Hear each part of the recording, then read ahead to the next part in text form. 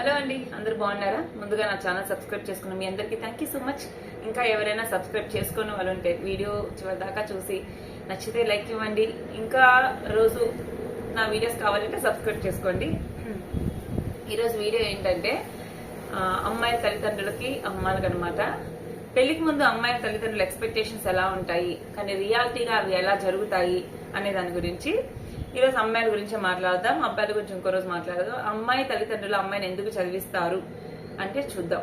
చాలా మంది ఏమనుకుంటారంటే అమ్మాయి తల్లిదండ్రులు కానీ అమ్మాయి బంధువులు కానీ కొంతమంది ఏమనుకుంటారు, ఈవెన్ ఫస్ట్ పాయింట్ ఏంటంటే అమ్మాయి చూడ్డానికి లక్షణంగా ముద్దుగా ఉందనుకోండి, అంటే చూడ చక్కగా ఉంది అనుకోండి, చిన్నప్పుడు ఏమంటారు, ఈ పిల్లకి ఏంలే కట్నం మీకుండా చేసుకుంటారు అంటారు. బానే ఉంది. ఇంకా ఏమంటారు, ఎదురు కట్నం ఇచ్చి మరీ చేసుకుంటారు అంటారు. ఇవన్నీ వేస్ట్ మాటలు. 99% ఇలాంటివి జరగవు. అమ్మాయి తల్లిదండ్రులు బాగా వినండి. మీ అమ్మాయి ఎంత అందంగా ఉన్నా, మీ అమ్మాయి చూడడానికి ఎంత చక్కగా ముచ్చటగా ఉన్నా సరే, you have to pay the females dowry. కట్నం ఇవ్వాల్సి ఉంటుంది అనమాట. దాంట్లో మనకి ఎలాంటి ఎక్సెప్షన్స్ ఏం లేవు. 99% ఐఎమ్ టెల్లింగ్. బట్ 1% ఉన్నారు మహానుభావులు, ఫ్రీగా చేసుకునే వాళ్ళు. ఫ్రీగా అంటే అవసరం, అమ్మాయి నాకు అమ్మాయి కావాలి అని అమ్మాయినే చేసుకునే వాళ్ళు ఉన్నారు. అలాంటి వాళ్ళకి అట్స్ ఆఫ్ టేకెబో. అది అమ్మాయి తల్లిదండ్రులు ఫస్ట్ ఈ ఎక్స్పెక్టేషన్స్ మీరు పెట్టుకోవద్దు. ఒకవేళ మీ మైండ్ లో ఈ థాట్ ఉంటే దీని నుండి బయటకు రండి. అర్థమైందా? ఈవెన్ అమ్మాయి ఎంత అందంగా ఉన్నా అబ్బాయిలకి అబ్బాయిలందరి గురించి నేను చెప్పట్లా, కొంతమంది అబ్బాయి తల్లిదండ్రులకి అందం అనవసరం. వాళ్ళకి కావాల్సింది అమ్మాయి తరపున ఏమి ఇస్తున్నారు, లాంఛనాలు ఏంటి, కట్న కానుకలు ఏంటి, ఇవే వాళ్ళకి కావాలి. ఈ పాయింట్ పక్కన పెట్టేసాను. ఇంకో పాయింట్ ఏంటంటే అమ్మాయి తల్లిదండ్రులు మీ అమ్మాయిని చదివిస్తుంటారు, కానీ ఎందుకు చదివిస్తున్నారు ఒక్కసారి క్వశ్చన్ చేసుకోండి. అఫ్ కోర్స్ ఖచ్చితంగా ఎడ్యుకేషన్ ఉండాలి, అమ్మాయికి క్వాలిఫికేషన్ ఏదో ఒకటి. విద్య అనేది జ్ఞానం కోసం అండి. ఖచ్చితంగా జ్ఞానం కోసం చదివించండి. కానీ మీరు ఇంకో రీజన్ తో చదివిస్తారు. అంటే నేనేమంటానంటే, మిడిల్ క్లాస్ వాళ్ళు, lower middle class, upper middle class అవనివ్వండి, ఎవరైనా అవనివ్వండి, పూర్ అవనివ్వండి. పూర్ అయితే మనకి గవర్నమెంట్ అనేది ఫ్రీ ఎడ్యుకేషన్, ఫ్రీ స్కూల్స్ ఉన్నాయి, గవర్నమెంట్ స్కూల్స్ ఉన్నాయి, ఈవెన్ ఇంటర్మీడియట్ కాలేజెస్ ఉన్నాయి. సో ఇంతవరకు మనకు ఫ్రీ ఎడ్యుకేషన్ అయితే మీకు అందుతుంది. ఇంటర్ దాకా ఫ్రీగా జస్ట్ మీరు పంపిస్తే చాలు. ఇంకా తర్వాత కూడా కొన్ని పథకాల రూపంలో మీకు డబ్బులు వస్తున్నాయి. కొంతమందికి రావట్లేదు, వచ్చిన వాళ్ళ వరకు వస్తున్నాయి. అండ్ తర్వాత ఇంటర్మీడియట్ తర్వాత చదివించే టీటీసీ అవ్వనివ్వండి, నాకు తెలిసిన కోర్సెస్, ఈవెన్ డిగ్రీ అవ్వనివ్వండి, ఇంజనీరింగ్ అవ్వనివ్వండి, ఇలాంటివి చాలా కోర్సెస్ అయితే ఉన్నాయి. వాటికి కూడా మనకి ఫీజు రియంబర్స్మెంట్ రూపంలో డబ్బులు వస్తున్నాయి. కానీ అక్కడ నుండి ఎడ్యుకేషన్ అంత ఈజీ అయితే కాదు. ఈవెన్ వాళ్ళ టీనేజ్కి వచ్చాక వాళ్ళ ఖర్చులు మీరు అదుపు చేయలేరు. ఈవెన్ ఎడ్యుకేషన్ మీకు ఫీజు రియంబర్స్మెంట్ ఇచ్చినప్పటికీ వన్స్ మీరు కాలేజ్ లైఫ్ లోకి పిల్లలు ఎంటర్ అయ్యారు అంటే వాళ్ళ మెయింటెనెన్స్ కానివ్వండి, వాళ్ళ డ్రెస్సింగ్ సెన్స్, వాళ్ళ లైఫ్ స్టైల్, అబ్బాయిలదైనా అమ్మాయిలదైనా పేరెంట్స్ కంట్రోల్ చేయలేరు. ఇంకోటి ఏంటంటే, మీరు ఎందుకు చదివిస్తున్నారు, అమ్మాయిని మీరు ఎందుకు చదివిస్తున్నారు అనే పాయింట్ ఒకటి గుర్తు తెచ్చుకోండి. అమ్మాయి నాలెడ్జ్ కోసం చదివించండి, లేదా పెళ్ళయ్యాక ఏదైనా ఇబ్బందులు వస్తే తన కాళ్ళ మీద తను నిలబడడానికి నేను చదివిస్తున్నా అంటే ఓకే, అది ఖచ్చితంగా చదివించాలి. ఎందుకంటే పెళ్ళయ్యాక ఫ్యామిలీ లైఫ్ బాగుండి అబ్బాయి బాగా చూసుకున్న, అబ్బాయి తల్లిదండ్రులు బాగా చూసుకున్న, ఈవెన్ ఫైనాన్షియల్ ప్రాబ్లమ్స్ వస్తే ఆ ఫ్యామిలీకి అమ్మాయి సపోర్ట్ గా నిలబడాలి ఖచ్చితంగా. అందుకు అమ్మాయిని చదివించాలి. ఓకే, ఎందుకంటే తన ఫ్యామిలీ సఫర్ అవ్వకూడదు, ఈ అమ్మాయి కూడా హెల్ప్ అవ్వాలి కాబట్టి చదివించాలి. ఇంకో రెండో పాయింట్ ఏంటంటే, లేదు మ్యారేజ్ లైఫ్ డిస్టర్బ్ అయింది, అమ్మాయి అమ్మ నాన్న దగ్గర ఉంటుంది, పెళ్ళయి అంత ఖర్చు పెట్టి పెళ్లి చేశాక కూడా అమ్మాయిని పోషించాలి అంటే తల్లిదండ్రులకి చాలా భారం అవుతుంది. ఈవెన్ అన్నదమ్ములు ఉన్నా కానీ వాళ్ళతో కొంచెం ఇబ్బంది అవుతుంది. అదే కానీ అమ్మాయి ఫైనాన్షియల్ గా ఇండిపెండెంట్ అయ్యి ఉందనుకోండి, తల్లిదండ్రులు కూడా బాగుంటుంది. కొంచెం ఇంట్లో షెల్టర్ అయితే ఇస్తారు, కానీ వాళ్ళ మనసులో ఒక బాధ ఉంటుంది, ఇదేంటి పెళ్లి చేశాక కూడా ఇంట్లో వచ్చింది అన్న ఫీలింగ్ అనేది ఎక్కడ ఒక మూలన, ఎంత ప్రేమ ఉన్నప్పుడు కూడా ఒక మూలన అయితే ఉంటుంది, దిగులు ఉంటుంది.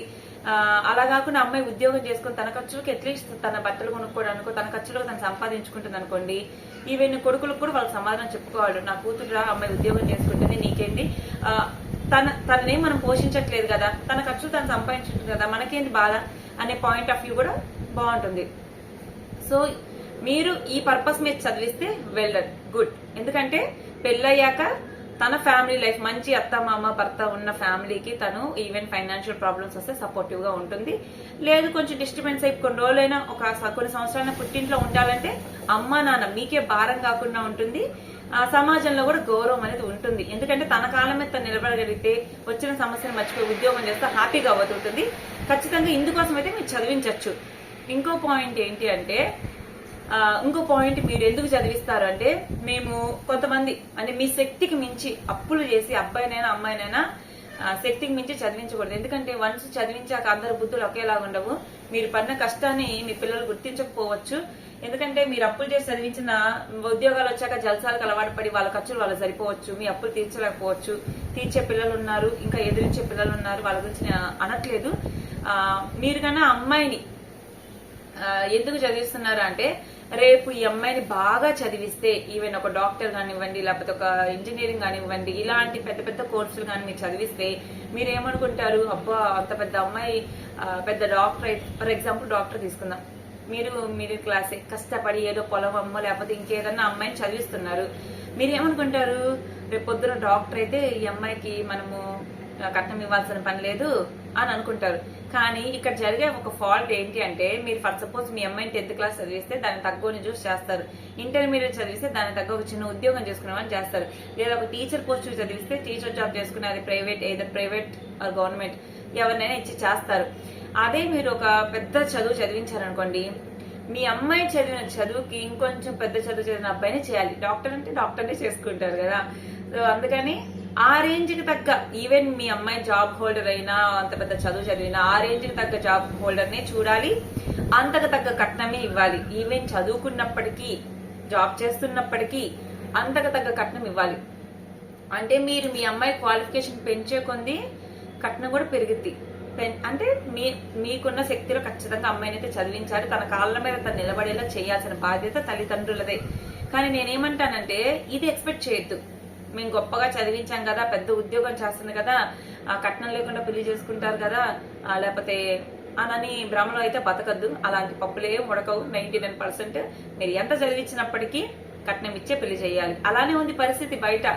ఎందుకంటే అబ్బాయిలు ఎలా తయారయ్యారంటే, అంటే అందరి గురించి నేను చెప్పట్లా, మళ్ళీ చెప్తాను. కొంతమంది అబ్బాయిలు కానీ అబ్బాయి తల్లిదండ్రులు కానీ ఎలా తయారయ్యారంటే, మీకు నువ్వు నాకు నచ్చే సినిమాలో ఒక సీన్ గుర్తుందా, నువ్వు నాకు నచ్చావేనా, ఆర్తి అగర్వాల్ గారిది వెంకటేష్ది, బయట గాలి విపరీతంగా వస్తుంది, ఆర్తి అగర్వాల్ది వెంకటేష్ది అయితే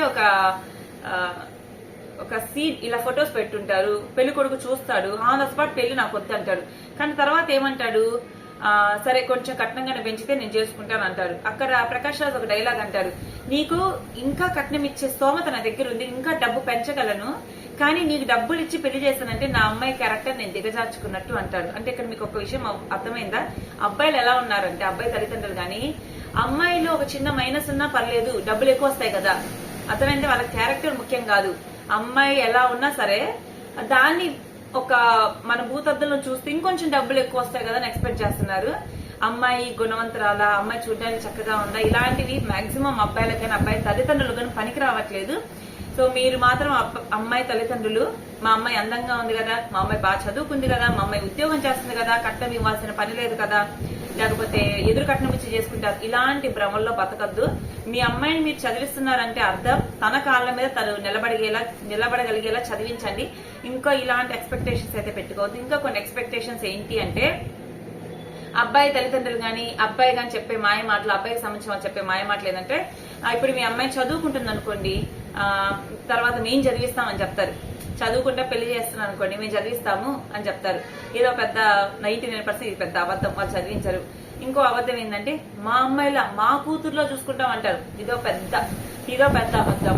ఇంకోటి ఏంటంటే, మీ ఇంట్లో ఎలా ఉంటుందో మా ఇంట్లో అలానే ఉండొచ్చు అంటారు. ఇది ఇంకో పెద్ద అబద్ధం. మేమేం ఇబ్బంది పెట్టామంటారు ఆడపిల్లలు, అంత ఆడపిల్లలు కానివ్వండి, అత్తమామ కానివ్వండి, వాళ్ళు చెప్పే మాటలన్నీ రివర్స్. 99% వాళ్ళు పెళ్లికి ముందు మేము ఇబ్బంది పెట్టము, మేమేమి అది ఇది అంటారు, పెళ్లి తర్వాత ఇబ్బంది పెడతారు, అవన్నీ వేరే విషయాలు. దయచేసి ఒకసారి ఆలోచించండి. ఇంకా పెళ్లికి ముందు అమ్మాయి తల్లిదండ్రులు మేము చేసిన మిస్టేక్స్ మీరు చేయొద్దు. అబ్బాయి క్వాలిఫికేషన్ తెలుసుకోండి. సర్టిఫికేట్స్ అడగండి, నువ్వేం చదివావు నీ సర్టిఫికేట్స్ చూపించు అని. గుడ్డిగా బీకామ్ అంటే బీకామ్, ఫ్యాషన్ డిజైనింగ్ అంటే ఫ్యాషన్ డిజైనింగ్ అని మేము నమ్మాము. ఇప్పటికీ మాకు తెలియదు అతను నిజంగా డిగ్రీ బీకామ్ చేశారా లేదా ఫ్యాషన్ డిజైనింగ్ చేశారా లేదా అనే విషయం మాకు తెలియదు. బట్ మాకు బీకామ్ ఫ్యాషన్ డిజైనింగ్ అని చెప్పాడు. మీకు నేను చెప్పేది ఏంటంటే అమ్మాయి తల్లిదండ్రులకు కానివ్వండి, మొహమాటం లేకుండా నువ్వు చదివావు కదా, నీ క్వాలిఫికేషన్ ఇది కదా, మరి ఒక్కసారి సర్టిఫికేట్ చూపించమని అడగండి. ఇంకోటి, అబ్బాయి జాబ్ చేస్తున్నాడు అనుకోండి, గుడ్డిగా నమ్మద్దు. మాలాగా మేము గుడ్డిగా నమ్మాము. ఫర్ సపోజ్ నెల్లూరు ఆక్వాలో చేస్తున్నాడని చెప్పాము, నమ్మేశాము.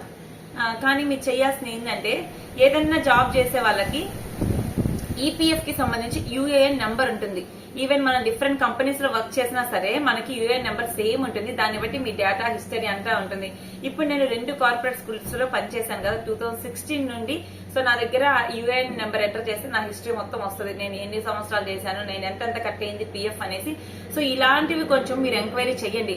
అయ్యో మొహమాటం అడిగితే ఏమనుకుంటారు, పెళ్ళైన తర్వాత అమ్మాయిని బాధపడతారేమని మొహమాట పడి మీరు అడగలేదు అంటే దాన్ని ఏమంటారు, ఒక సామెత ఉంది, అంత్య నిష్ఠూరం కన్నా ఆది నిష్ఠూరం మేలు అని. అంతా అయిపోయాక నిష్ఠూర పడ్డా కన్నా మొదట్లోనే నిష్ఠూర పడ్డం నయం కదా, కీడించి మేలించాలంటారు కదా.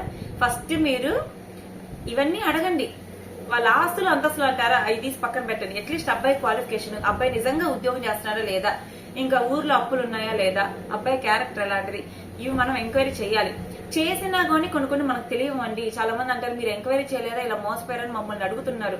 మేము ఎంక్వైరీ చేసినప్పటికీ కూడా ఎవరు చెప్పలేదు కూడా. వాళ్ళ సొంత వాళ్ళు ఉన్న మా ఊళ్ళో వాళ్ళు చెప్పలేదు, మా వాళ్ళు ఉన్న మాకు చెప్పలేదు.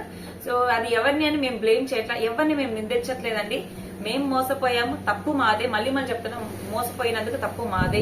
నా తలరాత అనుకుంటున్నా, ఇంత మించి నేను ఏం చేయలేను. కానీ నాలాగా మళ్ళీ ఏ తల్లిదండ్రులు మోసపోకూడదని చెప్తున్నా. ఖచ్చితంగా అమ్మాయి తల్లిదండ్రులు అర్థం చేసుకోండి.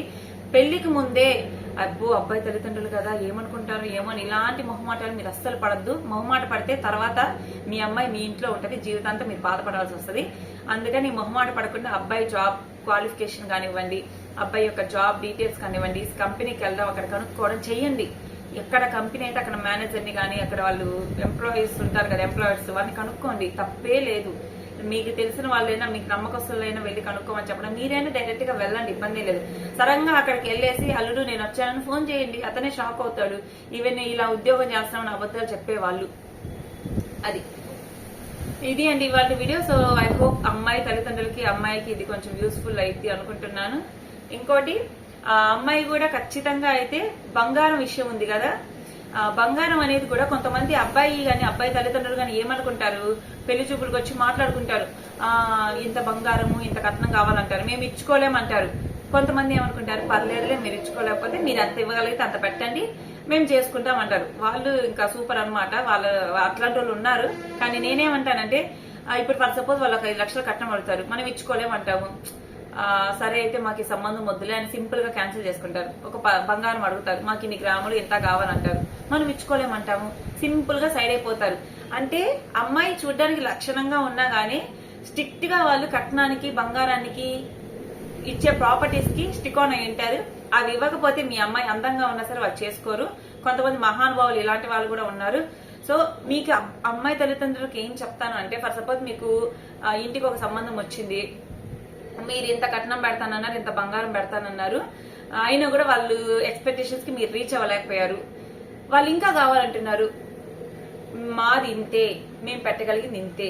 అమ్మాయికి పెట్టే బంగారము, ఒక మహానుభావుడు నాకు ఏమన్నారంటే, ఇలా బంగారం పెట్టారు కదా అని అంటే, మా బంధువులు అతను ఆయన ఏమన్నారంటే, బంగారం కట్నం కిందకి ఇచ్చింది కదమ్మా, వాళ్ళది కదమ్మా అన్నాడు. అతనికి ఒక కూతురు ఉంది. మళ్ళా కట్నం కింద ఇచ్చేది బంగారం కాదు, కట్నం కింద ఇచ్చేది డబ్బులే. అమ్మాయికి పెట్టే బంగారం శ్రీధనం అని అంటారు. ఆ శ్రీధనం మీద అబ్బాయికి గాని అబ్బాయి తల్లిదండ్రులకు గాని ఎటువంటి రైట్స్ లేవు. కంప్లీట్ గా అమ్మాయికి ఆ రైట్స్ ఉన్నాయి. పెళ్లికి అమ్మా నాన్న ఇచ్చే గిఫ్ట్ అనమాట అది. ఆ గిఫ్ట్ అనేది కంప్లీట్ గా అమ్మాయికే ఉన్నాయి. ఈవెన్ క్లిష్ట పరిస్థితులు కానీ నిజంగా ఉంటే అమ్మాయే ఇచ్చేస్తుంది, మీరు అడగాల్సిన పనే లేదు.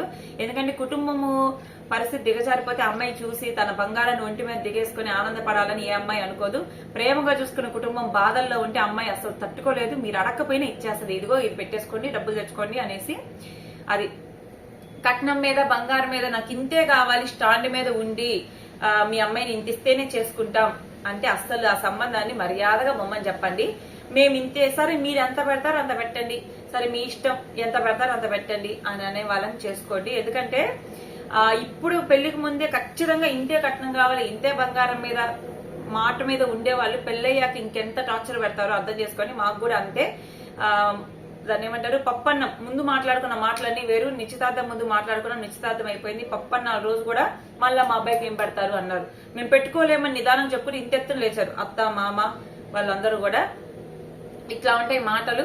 అట్లా మాట తప్పారనుకోండి ఆన్ ద స్పాట్ క్యాన్సిల్ చేసుకుని నిశ్చితార్థమైన తాళి పెళ్లి పీటల మీద ఇబ్బంది లేదు. ఎందుకంటే వాళ్ళు ఇప్పుడు నా విషయంలో అలా జరిగింది కదా, తీరా పెళ్ళయ్యాక కూడా బంగారం మొత్తం ముత్తూర్ ఫైనాన్స్ లో పెట్టి కూడా మా నాన్న మళ్ళీ అదనపు కట్నం ఒక 2 లక్షలు అడిగారు. ఇవ్వలేదంటే గొడవ పెట్టుకున్నారు. ఇంకా కట్నం ఇవ్వలేదని, బంగారం ఇవ్వలేదని, ఇట్లా అదనపు కట్నం ఇవ్వట్లేదని మీ ఇంటికి పంపించేశారు. ఇలా ఉంటాయండి. అందుకని దాదాపు పెళ్లికి ముందే మీరు కొంచెం జాగ్రత్తగా ఉండండి, కఠినంగా వ్యవహరించండి. మొహమాటానికి పోతే చాలా ఇబ్బందులు పడతారు. ఆడపిల్ల తల్లిదండ్రులు అస్సలు మొహమాట పడద్దు. అమ్మాయి కూడా పెళ్లికి ముందు నిశ్చితార్థం అయ్యాక అబ్బాయితో వాట్సాప్ చాట్ చేస్తుంది. అప్పుడే మీకు చాలా విషయాలు అర్థమవుతాయి. వాటిని అస్సలు లైట్ తీసుకోవద్దు. మీరు మీలాగే ఉండండి. అబ్బాయి కోసం మీరు మారి మెత్తగా శుద్ధి మెత్తగా ఉన్నారంటే ముంచిపోతారనమాట. సో పిన్ టు పిన్ అనేది మనం ప్రతిదీ మనమే ఎంక్వైరీ చేయాలి, ఎవరు ఎంక్వైరీ చేయరు. అబ్బాయి మాటల్లోనే అర్థమైపోతుంది అనమాట. ఓ పక్క రిచ్ అంటుంటారు, ఓ పక్క ఫోన్ లేదంటారు, ఓ పక్క ఏమో మేము రిచ్ అంటారు, ఓ పక్క ఏమో డొక్కు ఫోన్ వాడుతుంటారు. అలాంటి లాజిక్స్ మనం పట్టుకున్నామంటే అర్థమైపోతుంది అనమాట. కొన్ని ఉంటాయి, అవి మనకు అర్థమైపోతాయి. పెళ్లికి ముందే మన కళ్ళలో నీళ్ళు వచ్చాయి, పెళ్లికి ముందే మన మనసులో సంథింగ్ రాంగ్ రాంగ్ రాంగ్ అని చెప్తూ ఉందంటే మనం బ్యాక్ స్టెప్ వేయాల్సిన టైం అనమాట. అలా కాదు అని గుడ్డిగా నువ్వు ముందుకు వెళ్ళావు అనుకో రేసు గుర్రం లాగా, మళ్ళా స్పీడ్ గా వెనకైతే వచ్చేయడం జరిగింది. లైఫ్ చాలా డిస్టర్బ్ అయింది. అమ్మాయి తల్లిదండ్రులు అమ్మాయి జీవితం ఒక రాంగ్ పర్సన్ అల్లుడుగా వస్తే అమ్మాయి జీవితంతో పాటు అమ్మ నాన్న తోడబుట్టిన వాళ్ళందరి జీవితం స్పాయిల్ అయిపోయింది. ఆడపిల్ల పెళ్లి అనేది చాలా పెద్ద పని. దానివల్ల కుటుంబమే నాశనం అయిపోయింది. అది రాంగ్ గానే ఒక డెసిషన్ రాంగ్ అయినా, ఒకటి రాంగ్ పర్సన్ లైఫ్ లోకి వస్తే కుటుంబమే స్మాష్ అయిపోయింది అనమాట. ఎగ్జాంపుల్ మాదే. కానీ మేము చాలా చాలా చాలా చాలా ధైర్యంగా బయటకైతే వచ్చాము. కానీ ఒక కుటుంబానికి నా రియల్ లైఫ్ లో చూశాను, ఒక కుటుంబమే చాలా సఫర్ అయిపోయి ఇంకా దాంట్లో ఆ ప్రవాహాన్ని కొట్టకపోయింది. ఇప్పుడు వరద వస్తే మనము బయటకు వచ్చేసాం, మేమైతే ఒక సునామీ వచ్చింది బయటకు వచ్చేసాం. కానీ ఒక కుటుంబం ఆ ప్రమాదానికి దాంట్లో వెళ్ళిపోయింది అనమాట. అది మేము రియల్ లో చూసాము. కానీ అది చూసాక మాకు అర్థమైంది దేవుడు ఎంతో కొంత చెడు జరిగిన ఆ చెడు నుండి బయటేసాను అర్థమైంది. కానీ మళ్ళీ చెప్తున్నా, దయచేసి ఒక్కసారి ఆలోచించండి. ఈ మాటలన్నీ కూడా మీకు యూజ్ అవుతాయని అనుకుంటున్నా. థ్యాంక్ యూ ఫర్ వాచింగ్ అండి. Bye bye.